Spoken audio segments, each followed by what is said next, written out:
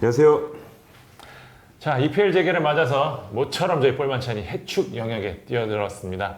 저희가 사실 K리그 이적설로 인지도가 조금씩 올라가는데 사실 저희 해축도 전문이고 저희는 세상의 모든 축구를 다루는 그렇지. 그런 프로입니다. 아마 초반부터 저희를 시청하신 분들은 알겠지만 초반에 많지 이제 않으세요, 근데. 해축 암울했던 시절이 있었습니다. 해축 열심히 했었는데 이창기자 같은 경우에는 박지성 메뉴 시절에 영국 통신원을 했었고 저는 나름 이 바닥에서 해축을 좀 재밌게 조금 기사를 쓴다는 평가를 받고 있습니다. 그래서 저희가 하면 해축도 좀 다르다는 걸 오늘 보여드리겠습니다. 오, 진짜요? 네. 부담되네. 네. 일단 좀 빠르게 진행해 보겠습니다. 네. 다가온 EPL에서 역시 최대 관심사는 이 선수예요. 우리 형. 손흥민 지겹지만 선수입니다. 어쩔 수 없어. 그건 맞아. 손흥민이요? 네. 2월 중순에 이제 에스턴 빌라전에서 네. 팔꿈치를 다치고 네. 그 넉 달 만에 실전에 나서게 되는데요. 네. 그 상대는 바로 맨유. 이야, 제대로 만났습니다. 그러니까요. 뭐 아시는 분은 아시겠지만 손흥민이 2015년 토트넘 입단한 이후로 메뉴 상대로 득점이 없습니다. 그렇더라고요. 네. 네. 뭐 노란색 킬러라고 해서 뭐 도르트문트, 와포드, 콜롬비아 뭐 이런 팀 상대로 골 잘 넣는데 유독 빨간 유니폼을 입은 메뉴에서는 계속 침묵하고 있어요. 아니 근데 리버풀전 상대로 골을 넣었잖아요. 그러네. 근데 메뉴만. 그렇지. 왜냐면 예전에 이 손흥민 선수가 메뉴에서 뛰던 호날두를 약간 아이돌 삼아서 성장을 했었는데 그 메뉴를 상대로 골을 넣고 싶어 했지만 골을 못 넣고 있다. 맞아요. 그러니까요. 이게 맨시티나 뭐 리버풀 이런 팀을 상대로는 넣었는데 네, 그러니까. 맨유 유독 약했다는 게 좀 아이러니하고요. 네. 일단 그 전에 뛸 수 있는 상태인 건지 먼저 좀 봐야 될 것 같아요. 일단 무리뉴 감독 인터뷰에서는 뭐 케인, 시소코, 베르바인과 같이 이제 완벽한 몸 상태다. 돌아올 수 있다. 뭐 팬들 사이에서 부상설 한번 돌았나 봐요. 그런데 16일에 이제 핑크색 유니폼 입고 핑크색. 네, 잘 어울려요. 핑크손이 나와서 멀쩡히 뛰는 모습. 아마 경기 당일 부상 변수가 없다면 나올 것으로 보입니다. 아니 후스코드닷컴이 네. 그 예상 베스트 11을 아, 여기 못 믿어.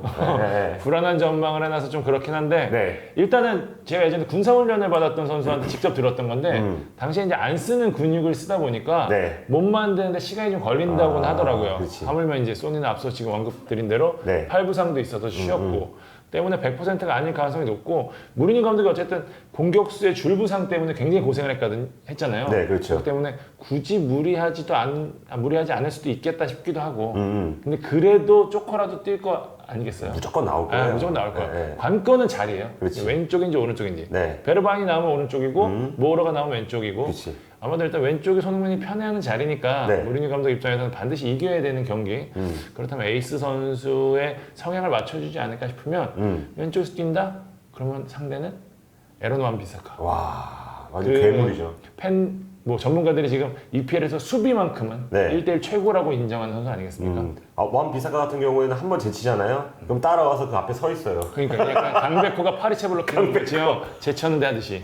지겨워. 아마 지금 손흥민 아마 지옥을 맛보게 될 수도 있는 그런 경기로 볼 수 있고, 네, 뭐 일단 왼쪽 측면으로 나올 것 같긴 해요. 저는 거기 나온다면은 아마도 레시포드랑 그러니까요. 조금 네. 제가 강제로 엮는 건 아니고 왠지 둘의 에이스의 대결로 좀 압축되는데 어떻게 보시나요? 레시포드도 장기 부상을 당했다가 이제 이날 돌아올 예정인데 네, 역시 결국 양 팀의 승부는 반드시 이겨야 되는 경기이기 때문에 결국 골에서 갈릴 가능성이 높거든요. 그렇죠. 아무래도 토트넘 입장에서도 케인이 돌아오기는 하지만 좀 더 손흥민 쪽에 좀 눈길이 쏠리는 건 사실이고요. 네. 맨유 역시 최전방에 마샬이 쓴다고 하더라도 레벨이 달라. 네, 레시포드가 오신 결정해주냐 안 결정해주냐 차이가 크거든요. 네. 때문에 두 선수의 대결로 압축해도 크게 무리는 없겠죠. 한국인데 뭐 안 볼 거야 아마. 예, 예. 네. 일단 뭐 물어보나 마나 창 기자는 이제 담당 선수인 손흥민의 손을 들어주겠지만 저는 손입니다. 네, 저희 설정 벌리는 팩트 기반 팩트 체크가 가봐야죠. 일단 득점부터 보겠습니다. 네. 레시포드는 14골, 손흥민 9골. 토트넘이 팀 득점에서 3골 더 많은 걸 보면 득점 기여도, 팀 내 득점 기여도, 슈팅이 골로 연결되는 슈팅 전환율을 보면 레시포드가 20.29%, 네. 손흥민 14.06%, 어시스트에서는 7대4로 손흥민이 앞서고요. 네. 찬스 생성 횟수도 손흥민이 14개, 내 11개로 앞서고 있고요. 네. 그러니까 레시포드가 조금 더 골을 많이 넣고 뭐 마무리는 좋은 선수인지 몰라도 기여도는 분명히 소니다. 이렇게 좀 말씀드릴 수 있을 것 같아요. 조금 더 봐야 됩니다. 일단 뭐 자꾸 더 봐. 여기까지만 봐요. 안 돼. 그러면 4분 만에 방송이 끝나. 패스 성공률 같은 경우 손흥민이 조금 더 앞서요. 하지만 페널티 박스 안으로 보낼 때 패스 성공률 이것도 중요하잖아요. 아, 이거 아주 중요하죠. 네, 왜냐면 왼쪽 측면 또는 그 박스 밖에서 안쪽으로 넣어줬을 때 그 성공률이 레시포드가 25%, 손흥민이 8.33%예요. 약 3배 차이가 나요. 레시포드가 조금 더 좀 영리한 패스, 좀 날카로운 패스, 킬 패스를 좀 찔러놓을 줄 알았다. 반박할 수 없을 그러네요. 거예요. 이 수치가 좀 의미가 있어 보이는데 아니, 뭐 근데 그래도 드리블 한번 보죠. 드리블 중요하지. 차이 왜냐면 위치가 왼쪽 측면이란 말이에요. 네. 레시포드가 경기당 90분 경기당 4.3개를 시도해서 절반에 못 미치는 2.1개. 그렇지. 뭐 이 정도 나쁜 수치는 아닌데 네. 우리 소니는 5.2개를 시도해서 3.2개를 하나가 더 성공시켰어요. 많네. 네, 한 개가 더 많아요 경기당. 이 차이 굉장히 큰 거 아시죠? 네. 여기서 한번 제쳐서 네. 골대면 얼마나 가깝게 가느냐 이게 네. 마무리까지 연결되는 부분이니까 네. 굉장히 중요하고 사실 상대하는 측면 수비수 입장에서는 확실히 소니가 더 왜냐면 근데 레시포드는 조금 할 말이 있긴 한 게 좀 더 포워드 성향이니까 그렇지. 그죠? 네. 네. 그런 것도 있고 요즘 최전방 공격수들의 수비 굉장히 중요하잖아요.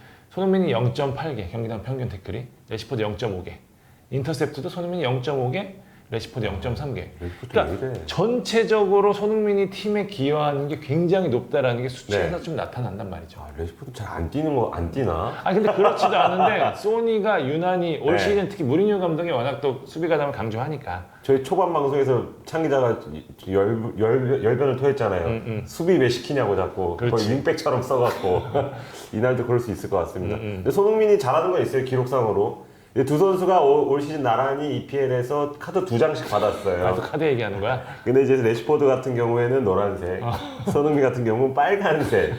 뭐 손흥민 뭐 노란색 좋아한다면서 카드는 빨간색만 받아. 어떻게 하나만 어떻게 갈수 된 거야 있어. 이거?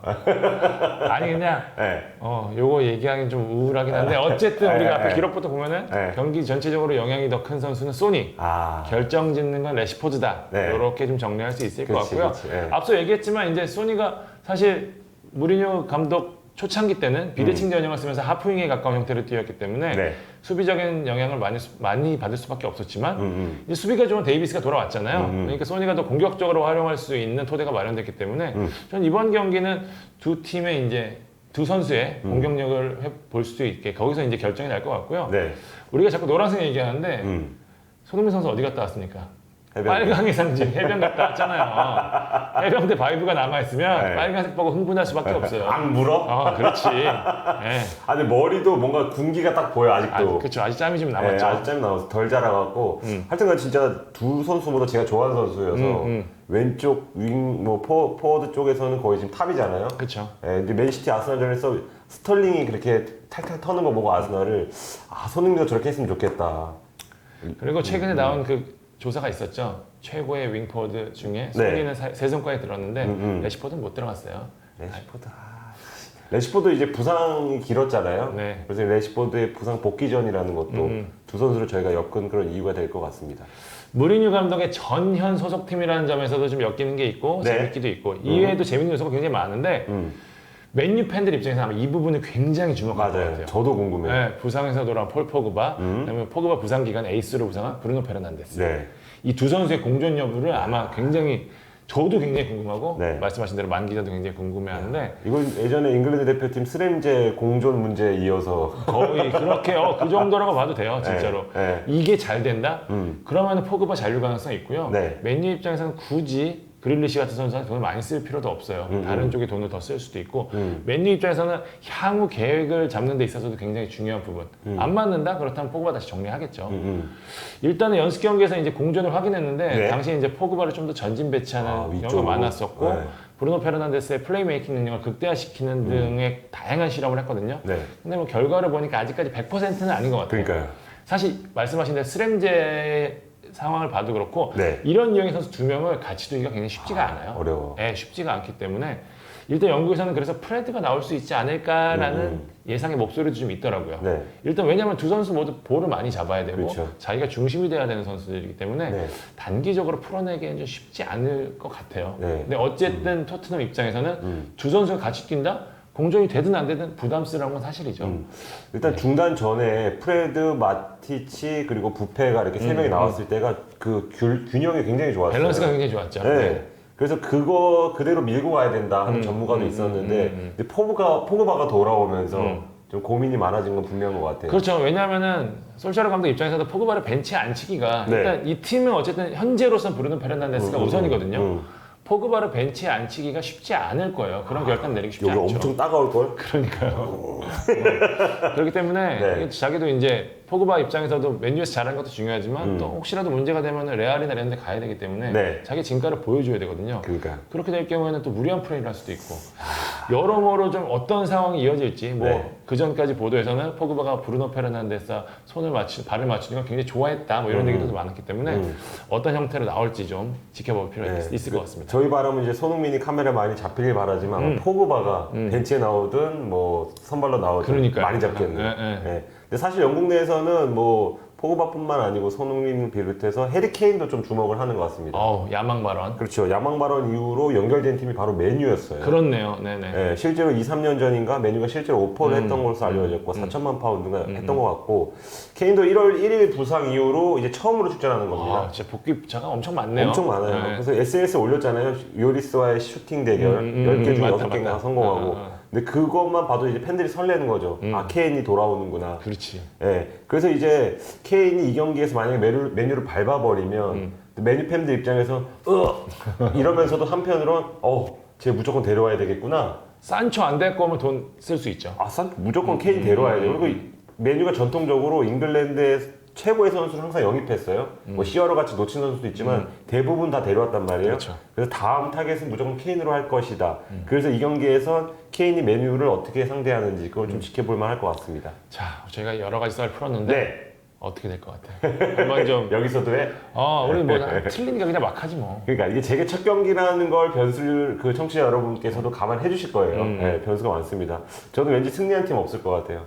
네. 이제 메뉴가 중단 전에 가파르게 상승 흐름 탔잖아요. 네. 근데 이제 그 코로나로 인해서 흐름이 끊겼어요, 일단. 그리고 포그바가 결코 좋은 영향을 끼칠 것 같지 않아요. 네, 어떤 의미에서든. 그리고 반면 토트넘은 코로나 기간 동안 주전급 4명이 돌아왔고 뭐 델레 알리가 빠지지만 뭐 폼이 좋았던 선수가 아니어서 큰 여파는 없을 것이다. 네, 그래서 팽팽한 접전을 좀 예상해 보겠습니다. 저는 맨유 쪽으로 조금. 메뉴. 네.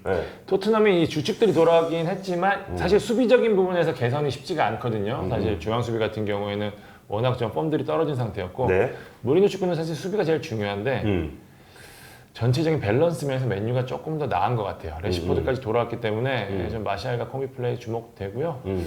네, 저는 맨유 쪽으로 가보고 싶습니다. 메뉴 쪽, 오늘 접전. 자, 이 경기 말고도 또 재밌는 매치업 많잖아요. 또 간략하게 좀 짚어보겠습니다. 일단 맨시티 아스널 좀 보고 저조차도 두근두근 하더라고요. EPL이 돌아왔구나. 맞아요. 예. 분데스 라리가랑은 또 달라요. 그게 있어요. 예. 사실 EPL 빨이 있는 것 같아요.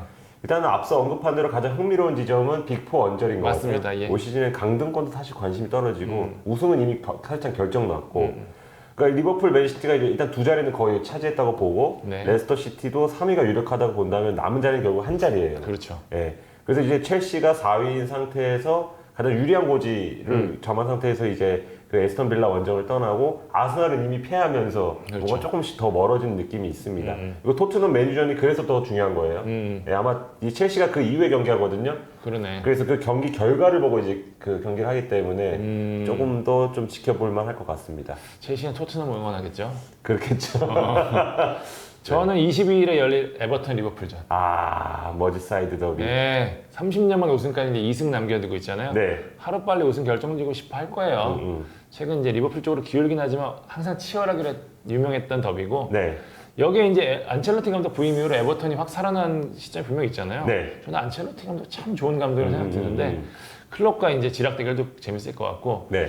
그 전까지 막강한 기세를 보였던 리버풀이 재개 후에도 저는 변함없이 이 흐름을 이어갈 수 있을지 사실 좀 궁금한데 네. 물론 좀 쉰 게 굉장히 도움이 되겠지만 흐름이라는 게 사실 그리고 2승밖에 안 남아뒀다는 게 선수들 입장에서는 좀 약간 풀어지는 계기도 될 수 있을 것 같거든요. 네. 만약에 리버풀이 그 모습을 보이지 않는다? 그러면 나머지 순위 싸움도 굉장히 좀 재밌어질 가능성이 높아지거든요. 그러니까요. 그렇기 때문에 에버턴 리버풀전이 좀 바로미터가 되지 않을까 네. 이런 생각이 좀 듭니다. 일단 재개한 다음에 보니까 축구를 잘하는 팀이 확실히 쉽게 이겨요. 그건 확실해요. 저도 이제 네. 보는데 네. 제게 첫 경기는 네. 전력이 앞선 팀이 대체로 이기더라고요. 맞아요. 네. 개개인이 실력 차이가 나니까 레알 마드리드 보세요. 5분인가 만에 골 넣고 바르셀로나 1분 만에 골 넣고 맨시티 보세요. 아스날. 그러니까 이게 네. 서로 준비가 안 돼 있으니까 네. 순수한 실력이 아, 드러나는 그러니까요. 것 같아요. 약간 그런 느낌이 좀 있어요. 네. 그래서 리버풀이 저는 한편으로 잘할 것 같아요. 그냥 원래 잘하는 선수들이 많기 때문에 그 리버풀 안에 들여다보면 또 동기부여가 있다 그래요. 우승은 이미 하는 거라고 기정을 사실화 됐고 최다 승점. 네, 최다 승점. 남은 경기 다 잡으면 109점인가 아마 그렇게 될 텐데 그거 한번 노려보자. 그렇게 회의 때 얘기했다고 합니다. 네, 100점 넘을지도 이제 포인트가 될 것 같습니다. 재밌겠네요. 네. 네. 자, 오늘은 이제 돌아온 주말 예능 EPL 뭐 예능은 이미 이제 다비드 루이스가 시작했죠. 네. 짧은 시간 동안 아주 예능을 보여줬는데 또 다른 예능이 이제 주말에 시작됩니다. 네. 토트넘 맨유전 이야기를 나눠봤습니다. 저희 갑자기 해축한다고 당황하지 마시고요. 저희가 애정하는 K리그 리뷰도 변함없이 다음 주에 나가고 네. 썰도 요새 썰 프로 치는 분들 너무 많아가지고 저희가 준비하기 좀 빡센데 네, 연구하고 있습니다. 떡밥 어쨌든 연구. 볼만 차는 다르다는 걸 보여드리기 위해서 열심히 취재 중입니다. 네. 많은 기대 부탁드리고요. 네. 네, 지금까지 볼만 찬 기자들이었습니다. 감사합니다. 감사합니다. 구독 부탁요. 좋아요.